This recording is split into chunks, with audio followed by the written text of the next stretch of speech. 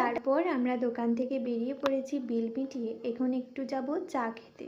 অনেক টেনশনে আছি, জানি না কি হবে কি না, তাই ভাবলাম একটু ঠান্ডার মধ্যে গরম গরম চা খাওয়া যাক। এখানে একটা দোকানে এসে প্রথমেই আমরা চা অর্ডার করে নিচ্ছি, তারপর আমরা দুজনে বসে বসে চাটা খেয়ে নিচ্ছি। চাটা এত ভালো হয়নি, তাও একটুখানি খেয়ে আমরা এখান থেকে বেরিয়ে পড়েছি।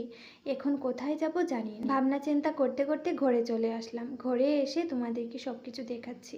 এই যে হচ্ছে বিয়ের মুকুটটা কিনেছি, কেমন সুন্দর হয়েছে তোমরা বলবে তো আমাকে।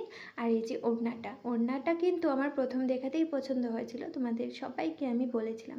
চলো এবার বিয়ের বেনারসি দেখানো যাক। এই যে এই বেনারসিটা পিঙ্ক অ্যান্ড নেভি ব্লুর মধ্যে আমারই পছন্দ হয়েছিল, তাই এটা আমি নিয়ে নিয়েছি। গায়ে হলুদের জন্য আমি সব কিছু রেডি করে নিয়েছি, চলো তোমরাও দেখে নাও। এই যে গায়ে হলুদের গয়না, গায়ে হলুদের কাপড়, একদম সব কিছু রেডি। হঠাৎ করে বিয়ের কেনাকাটা কেন করছি সেসব কিছু জানতে হলে আমার নেক্সট ব্লগের জন্য অপেক্ষা করো।